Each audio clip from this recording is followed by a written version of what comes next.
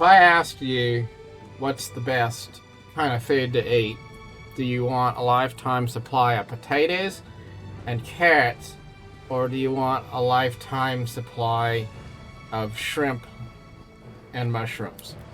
Well, shrimp and mushrooms are good. And if you like shrimp and mushrooms, you might think, well, gee, shrimp are pretty awesome. And mushrooms are pretty awesome. But then the truth is you can do a lot more with a lifetime supply of potatoes and carrots than a lifetime supply of mushrooms and shrimp. And that kind of is where I stand when it comes to MMO like ESO and maybe something like Lord of the Rings Online, for example. I think Lord of the Rings Online is a really amazing game. It's a game I'm tempted to go play. It's a game I have played. It's a game I might play in the future. And, you know, I'm also a fan of Albion Online. I think that's a pretty amazing game. But those are kind of niche games. They're a little bit specialized. They're a little bit different, kind of. And it is sort of an acquired taste. And I think that that's maybe... A runner from the Lion Guard has just brought news that Camlorn has been liberated. The werewolves of Camlorn have been distracted by that NPC talking. But, you know, it just seems like a game like ESO has a lot more, I guess, generic fantasy appeal. It's kind of like the potatoes and carrots of the MMO space. It's a game that is just timelessly replayable. It doesn't really tell you what to make of it. So you can do whatever you want, and you can just have a good time. And a game like The Lord of the Rings Online, it's based in a really beloved story. But then it kind of boxes itself in a little bit, too, with that. And it's nice to have lore, so that you have a sense of connection to the world. You know what the world's all about and things. But it's also nice to be able to kind of infuse your own imagination into the mix. And a game like Lord of the Rings Online only gives you so much capacity to imagine what the world means to you, because the story kind of tells you what the world should mean to you. And the Did well. Roy couldn't you know, the lore kind of speaks for itself. I think Elder Scrolls lore is a lot more maybe ambiguous. Welcome back. And so it just goes well with I sell didn't just fall. whatever mood you're in. It's not hard to make ESO fit in. Like, you could watch The Lord of the Rings and also be playing ESO. You know, they kind of complement each other. They go well. Yeah, it's just a general kind of generic fantasy vibe that the game has, and I like that. I think it goes well with just about anything, and that's one reason why I can see potentially enjoying the game. And the other thing that comes to mind is that one thing you can look at is, you know, is there something that another game does better? And the answer is going to be yes, there is. It's kind of like comparing the shrimp to the potato. Sometimes when you want shrimp, a really good shrimp might be more appealing than mashed potatoes. But I'd much rather live on potatoes every day than on shrimp every day. If I just had one or the other. So you don't want to have something that works well as a side course, and then you try to make the main course out of it. It just doesn't work well, and then that makes you kind of burn out.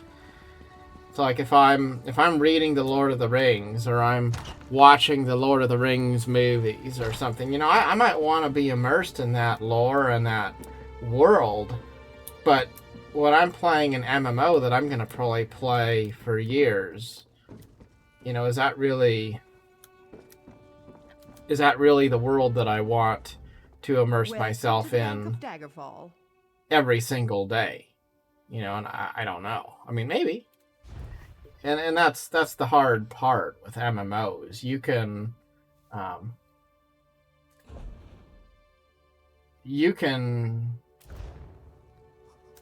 pick a lot of different single player games that you want to play. You just play them, you save them, and you come back if you want, when you want. Maybe you just have a save file and you go at it, and then you return once in a while. And it is what it is, you know? But with an MMO, it's a bigger time commitment, and there tends to be a lot of overlap when it comes to what sort of things you're doing in an MMO, or even RPGs in general. Like, for example, do I really want to run around in ESO gathering things and collecting materials and crafting weapons and armor and stuff like that, and then go to another MMO and basically do the same thing? I don't necessarily want to do that. It's not that it's not fun, it's just it's the same basic activity, so I don't really want to do the same activity in more than one game. It just feels counterproductive. It's much nicer to just immerse yourself in a single world where you're doing that activity. That if I want to go do something else, I can always go to some other game and do a different type of gaming altogether.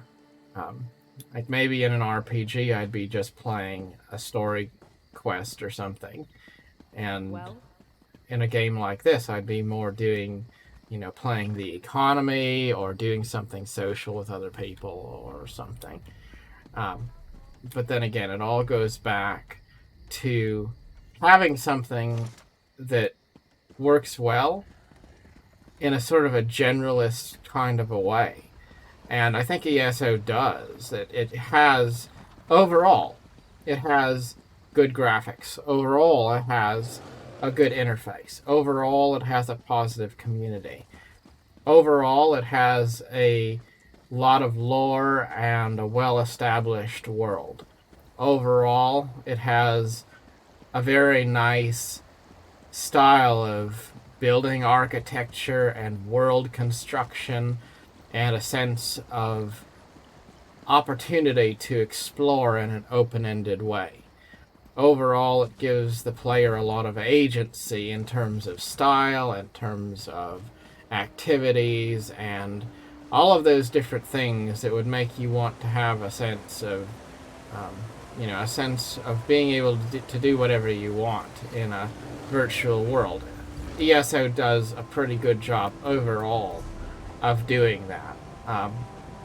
Overall, from a monetization perspective, despite being perhaps predatory in the sense of kind of the way all MMOs are, ESO does give you the opportunity to buy the software and then play without a subscription. Like maybe you're not going to have as good of a time because you wouldn't have the crafting bag or something like that. But then, by the same measure, it's a better experience, I would say. Total, overall picture than something like, say, Final Fantasy XIV, where if you don't sub, you can't even log into the game at all. A game which you actually paid money to buy, mind you. So, does that mean that we couldn't point at things that are better about other games? No, that's not true. Like, I would say, in some ways, I'm a bigger fan of the Lord of the Rings story than I am the Elder Scrolls story. Like, if I was going to watch a movie about some sort of a fantasy world, I mean, who doesn't love the Lord of the Rings?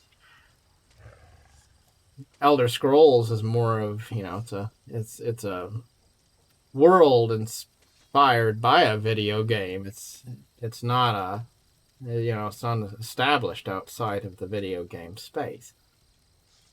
If I was going to talk about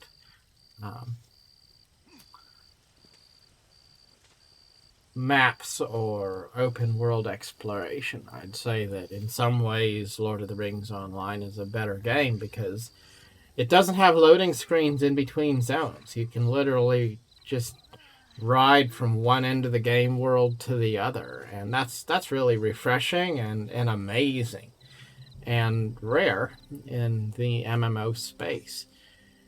And yet, to say that overall Lord of the Rings has a better world, I don't know that I would necessarily say that, because I definitely think that there are a lot of situations where ESO graphically and stylistically surpasses Lotro by a pretty significant margin.